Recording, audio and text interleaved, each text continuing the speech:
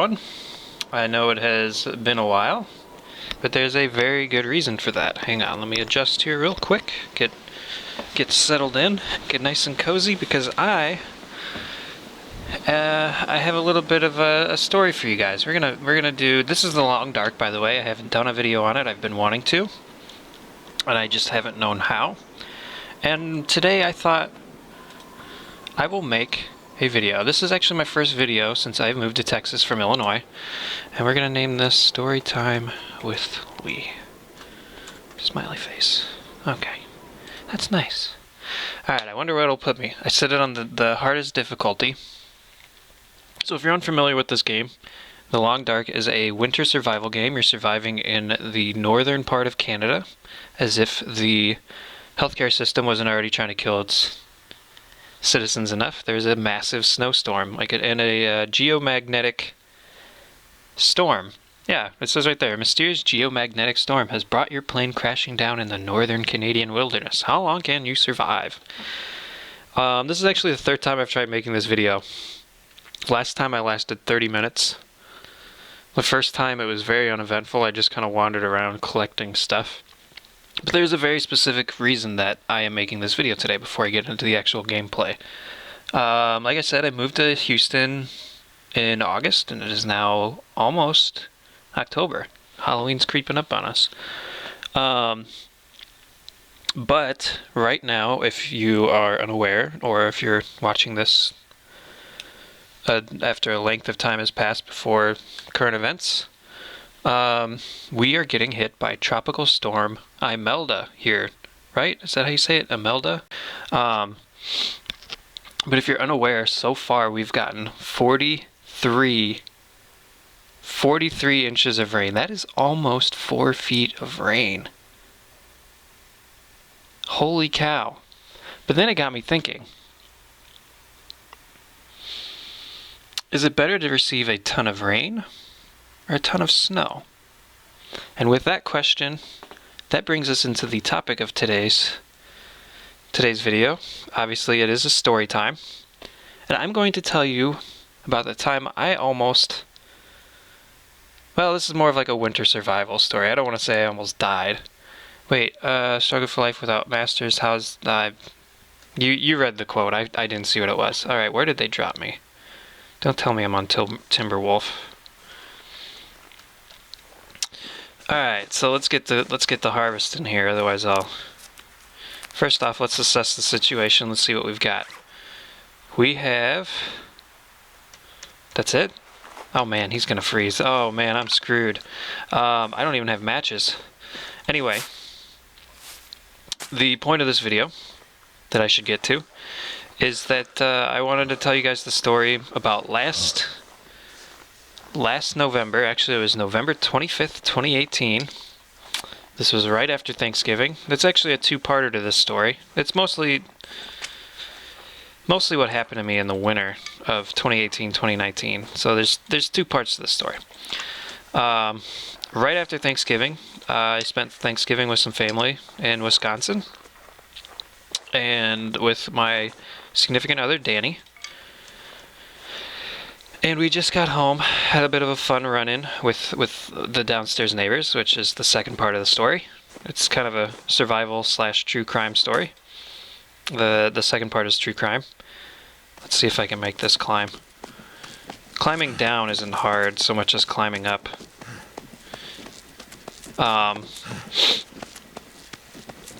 Oh man, look at that temperature gauge. It is dropping like a ton of bricks. Need to find some place to escape. I know. This is bad.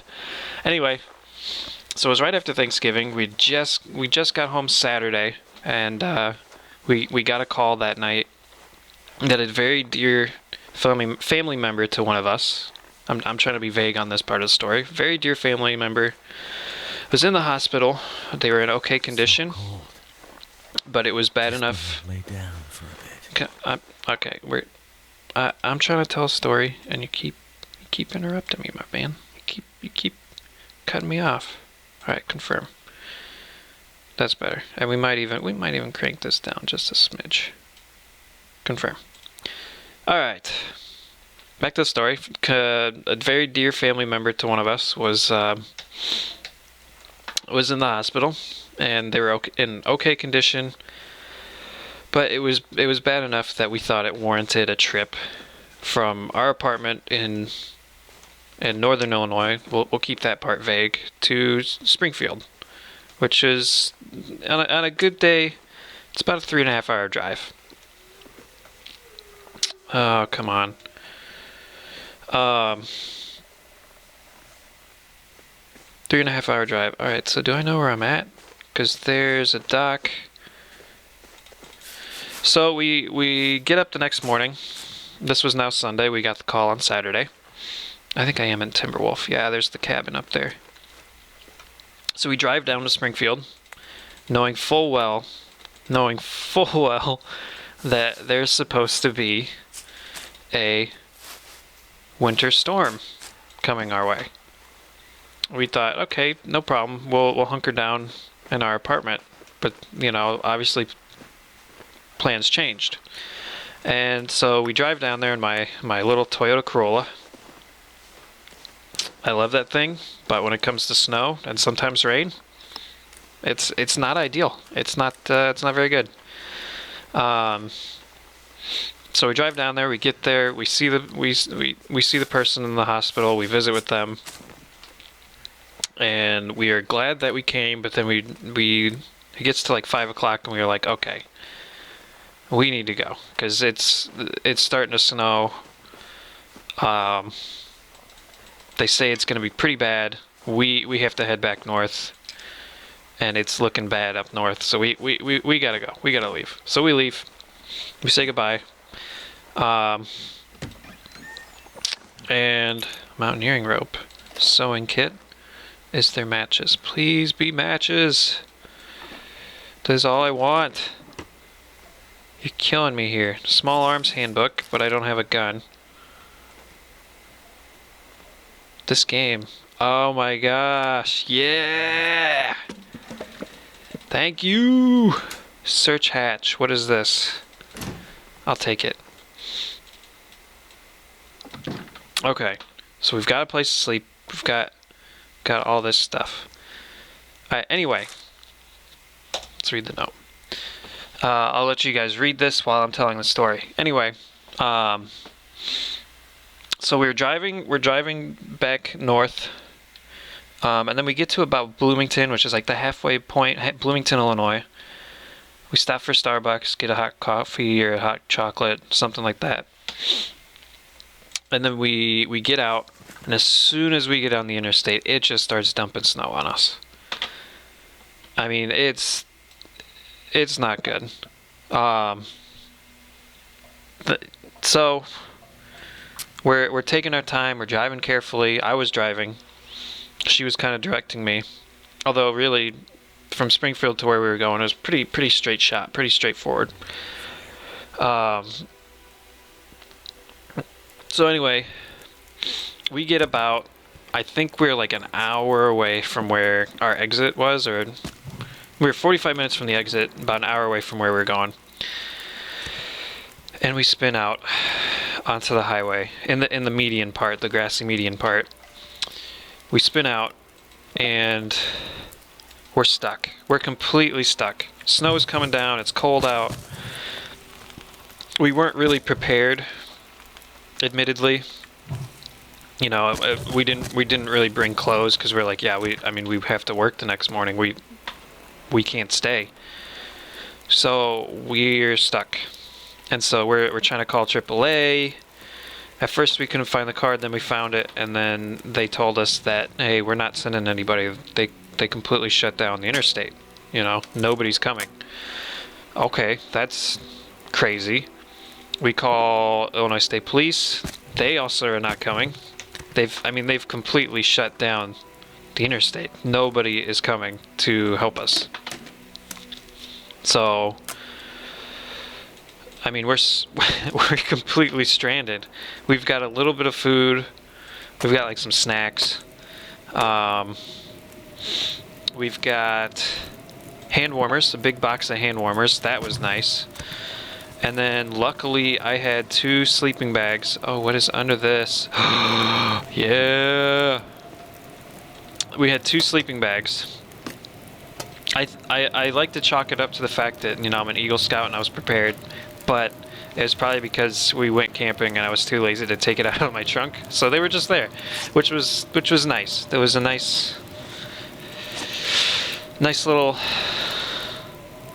I don't know, coincidence, I guess. Anyway, so that's all I've got, but it's gonna have to do.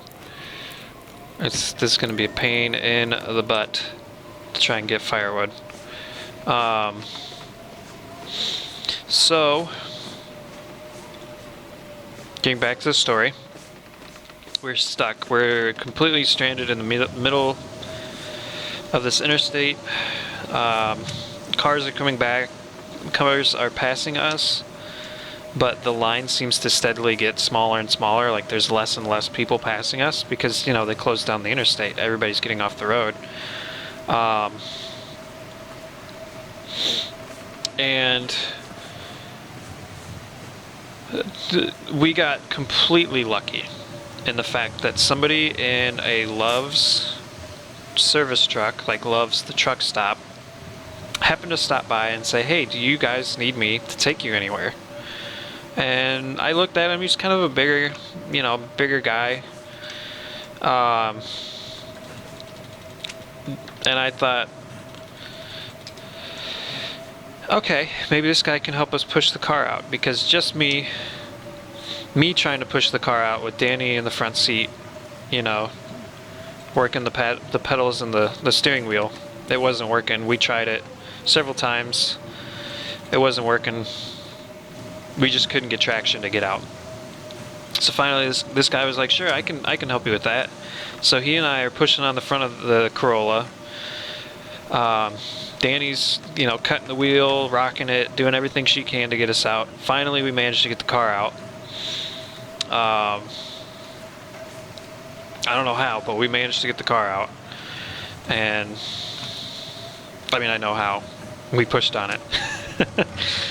So anyway, we get the car out. We're back on the road, and we stop at the first exit that we come across, which was Mendota, Illinois.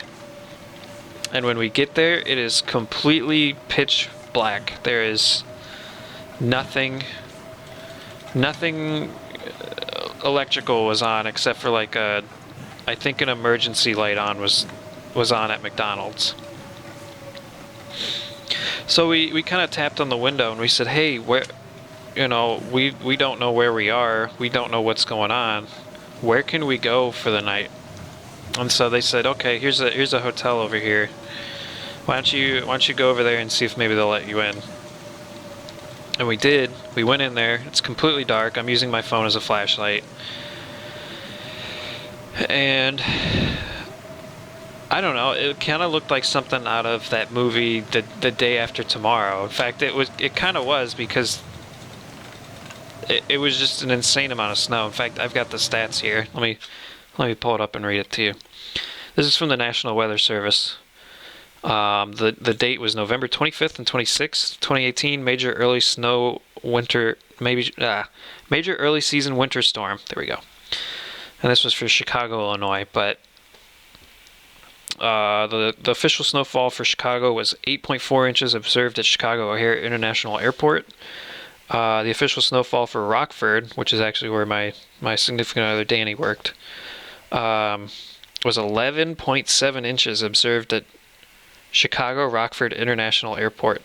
So this is now the largest snowstorm on record in November at Rockford. 11.7 inches. As of November 26th, the snowfall total for November for Rockford is 15.6, making it the snowiest November on record in Rockford. So there was a lot of snow. Obviously, it's not 43 inches of rain like we're getting here in Houston currently, but 43 inches, I mean, that's an insane, or no, I'm sorry, 43 inches of rain. What did I say it was? Now I'm getting my numbers mixed up. 15.6. Sorry, 15.6 inches of snow. So, yeah, we were getting hit pretty hard. So we get to the hotel, and like I said, it was like a scene out of that movie Day After Tomorrow that everyone freaked out about. I was shining my flashlight at the floor, and I just see like somebody's feet. Like there's a person sleeping on the lobby floor, and then I keep shining my flashlight, and there's more and more people. There's probably like 10 people in this small lobby of this motel. And then, you know, some college girl was like, I don't know if she was in college. She could have been in high school. I don't know what she was, but she's kind of annoying. Like her and her friend were just like talking about this cop that like got them out of the ditch. They kept calling him Hot Cop. I was just like, okay, that they seem fun to talk to. They're like, oh, maybe Hot Cop will come and get us in the morning and come take us back to our car. I was like, man, we are lucky that we have our car, so we can just leave in the morning. Like, we don't have to deal with this. Like, so anyway, we asked the owner if, you know, if he's got room for us. You know, they're completely booked up. We would have to hunker down on the floor with everyone else. So we're like, okay, that's fine. We got sleeping bags, so you don't even need to worry about blankets. We just need pillows. And so they were giving out pillows. We gave some people some of the hand warmers that we had. What else? What else happened? We had some snacks for ourselves. There really weren't enough to share. I need a hatchet. Okay. Well, yeah, I am hungry. I need to eat. This, unfortunately, it should be emergency rations, but it is what it is. It says fire is good for 7 hours. I kind of don't remember how to get, oh,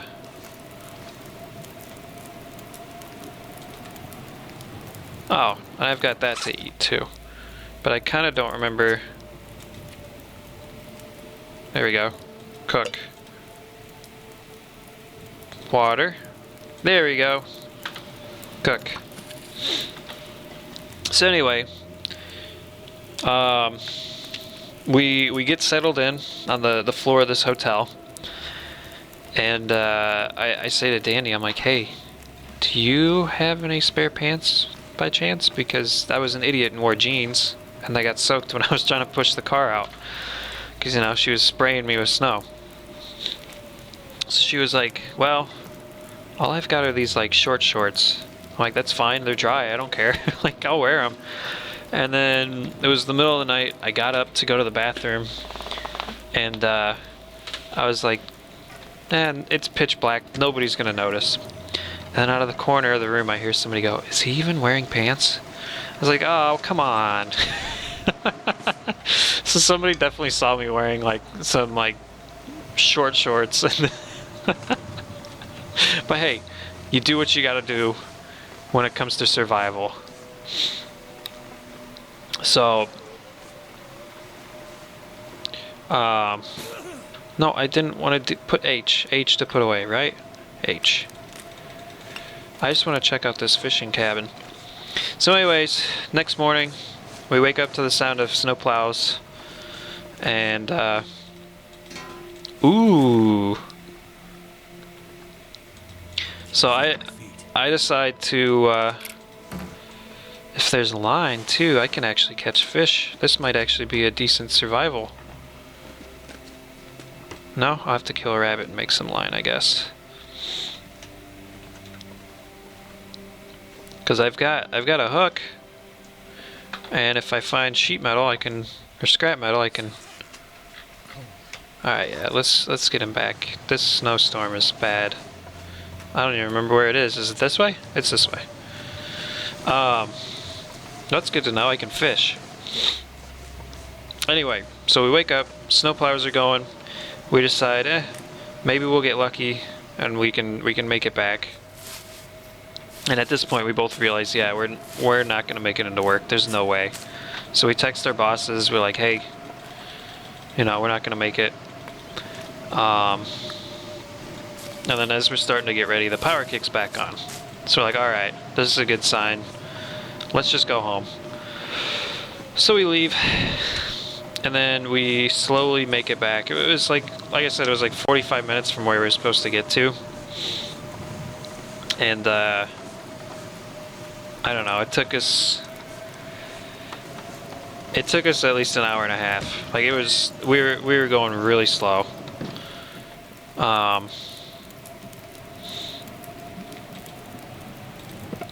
Hit fuel, we'll add this. But yeah, so we made it back. We survived, and that was the one part of the story I wanted to tell. Was my winter survival story, and I thought this game was the perfect setting for me to do it. A little fireside story time. But then on to the second part of the story. This was the other thing that happened to me last winter. You know, I mentioned my neighbors. Well, oh, hang on. All right. So where was I? Turn that down a little bit. Oh, I was at the true crime part to our winter story of the winter of 2019.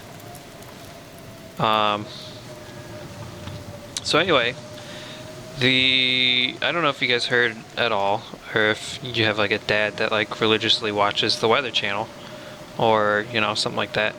But Northern Illinois, and not just Northern Illinois, it was like the Midwest. I think even parts of California had it. Canada had it. But they had a polar vortex, which is, yeah, it's like he just said, it's pretty freezing.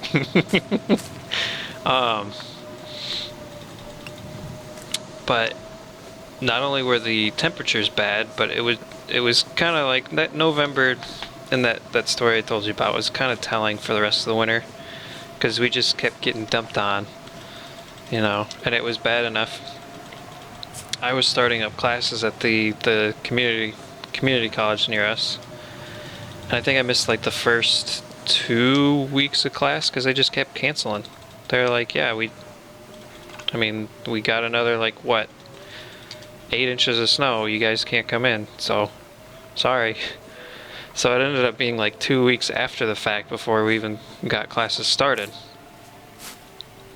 So we're getting into like February, and then classes finally start. It was like my first week of classes, which should have been my third week, but it was my first. I'm getting back home from my like chem lab orientation, and as I'm driving down our street, I'm like, oh, there's a cop car a little ways down there. And as I'm getting closer, I'm like, huh, there's another cop car. And as I'm getting even closer, I notice like 3 cop cars. And then I also happen to notice that they're parked right in front of our apartment. Which is something that you always want to see. Hang on. Alright. Anyway. Sorry, I'm baking a sweet potato bread. And the timer went off. I thought it was the timer, but it's actually to tell me that the oven's raring and ready to go. So anyway, I don't even remember what. Oh yeah, a bunch of cop cars in front of our apartment, which is never a good sign. But okay, so for a little background information, our apartment building is like this was this old house that was split in 2 by like the top and the bottom. So the top floor is an apartment, bottom floor is an apartment, and there are 2 front doors, essentially. 2 front doors. So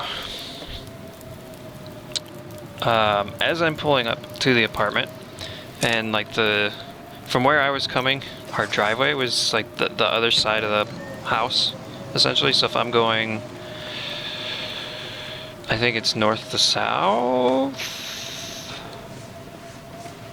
I was coming from the south, our driveway was on the north end. How about that? We'll say that. That might not be true, but just for perspective, yeah. So I'm driving past the apartment and I'm kind of going slow because the street's full of cop cars. And I see that our downstairs neighbor's door has been kicked in. And I pull into the driveway and I can see an officer sort of rummaging through their stuff. So at this point, I kind of just keep my head down, head into the apartment, and just kind of listen. Because, I mean, we could hear a lot. And I'm sure they could hear a lot of what we were doing. But it's an old house. The floors weren't very thick. The ceiling to floor thickness was not thick at all.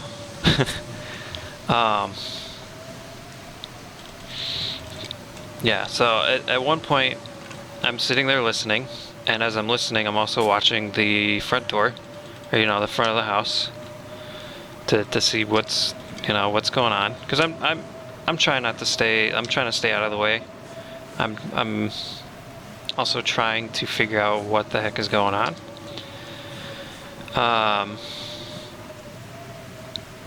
And at one point, I see a canine unit roll in, and then I hear a loud bark, and really a sprain on top of the frostbite. Okay, I hear a loud bark, so I know that it is more likely than anything a drug search. Now, for a little bit more context, our downstairs neighbor initially was only supposed to be just a mother and her child. That was it. It ended up being another family down there as well, which was fine. We were okay with that. They were pretty quiet. But around September of 2018, this one guy shows up, and he kind of just never left. And we thought it was weird. We never saw him. They put like black curtains over the windows. So it seemed kind of strange that this guy just showed up and then never really seemed to leave. So we're like, huh, not really our problem, but that's weird. And then in November, I mentioned that we had a little bit of a run-in before that survival incident happened. The landlord had texted us over Thanksgiving saying, hey, how many people are living downstairs? And we told him, one extra than he knew. I don't remember the exact number, but it was one more than he knew. And he's like, yeah, I thought the neighbor said that there was some guy living there, but he never leaves. I was like, yeah, I don't know what that's about. We didn't really seem to pay any attention to it, but I mean, we weren't gonna lie to the landlord and be like, yeah, this guy's not living there at all. No, we weren't gonna do that. So anyways, we get home from Thanksgiving, and we see a little face. Well, not a little face, but we see his face poke out from behind the curtain. Crap, I don't know where I'm going. Where am I? Okay, this river leads to the lake. We'll take that back. We see his face poke out from behind this black curtain, and then he heads outside and he's like, hey, did you tell the landlord that we live here? That I live in this apartment? And we were like, yeah, you never leave. We never see you leave at all. So he starts, kind of chewing us out a little bit, and then we're like, okay, but it's done. We already told him, so we're not going to tell him that you don't live here. And then he ends the conversation by by going, kind of like out of a cheesy movie. He just goes, "Y'all stay safe out there."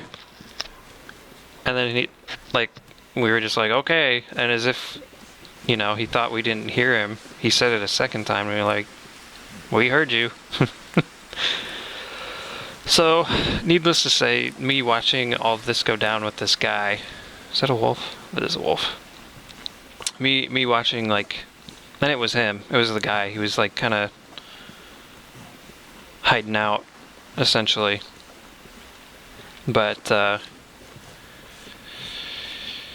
yeah, I felt really bad for that other family because the drug dogs came in. It was around the time that polar vortex was happening, so it was too cold for them to stand outside while the police were conducting their search. And when I heard the dog bark, the drug dog bark, I heard one of their kids kind of scream a little bit. So I felt kind of bad that they were caught up in the middle of this. They were probably just minding their own business, and then here comes a police foot kicking down their front door, and a bunch of them run in. But I don't know. It's just, and of course they did. They let the guy smoke a cigarette, and then they took him away. And then the excitement kind of died down a little bit, and then he came back somehow. He must have posted bail, or maybe they didn't find evidence. Who knows? But it was.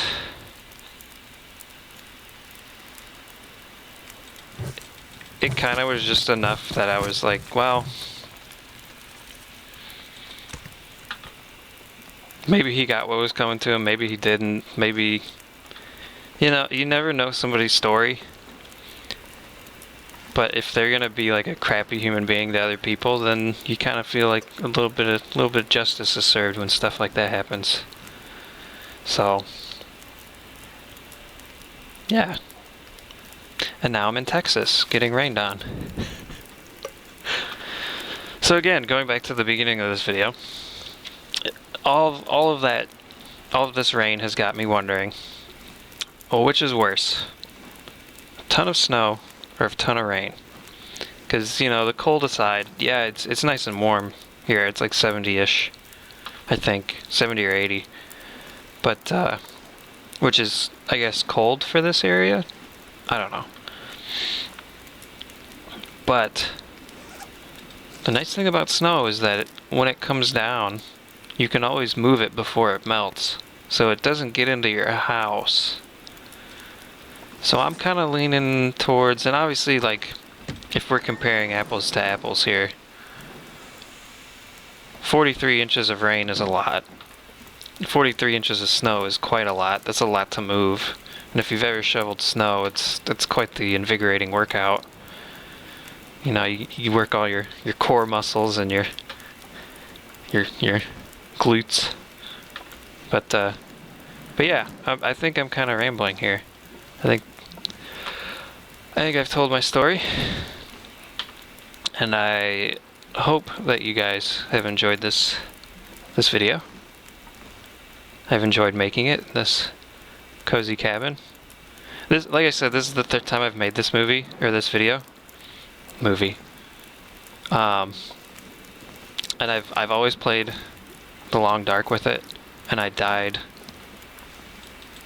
the last time. This time I've just kind of been running around gathering wood for the fire and avoiding wolves and such, but I don't know. So yeah, let me know what you guys think. Should I do more StoryTime videos? Should I do more of the Long Dark? I like the Long Dark. I think it's a great game. I am definitely no stranger to the survival game genre. So yeah, thanks for watching. Hope you guys have enjoyed it. I hear a wolf in the distance. Have a nice day. Before I get going here, I just wanted to show you guys how this playthrough ended. I mean, on the Long Dark. So, again, thanks for watching.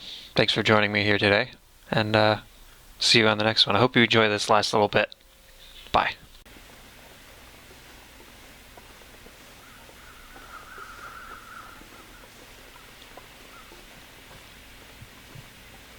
Am I dying? I didn't even realize it.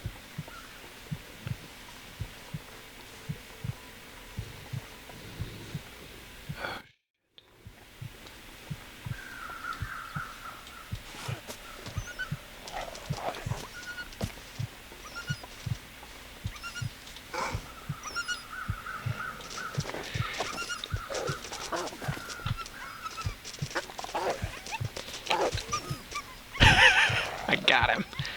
Come at me.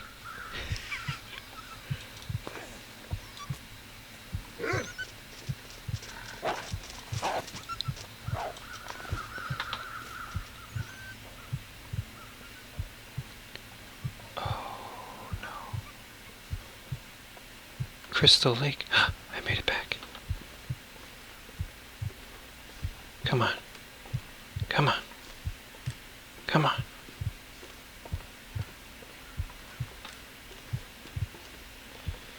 You can do it. You can do it.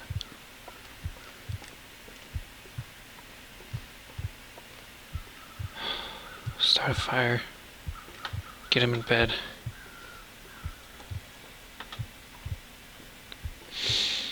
Come on. Don't die. You're so close.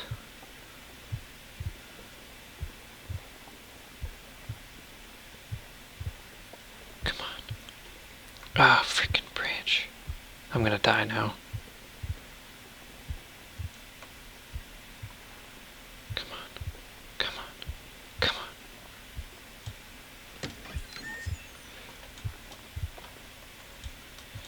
Shut the door. Start fire. Come on, you can do it.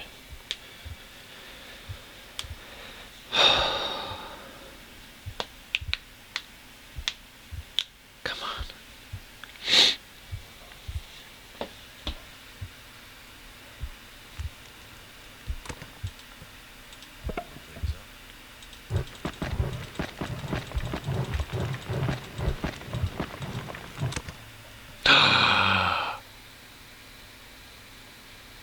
Ah.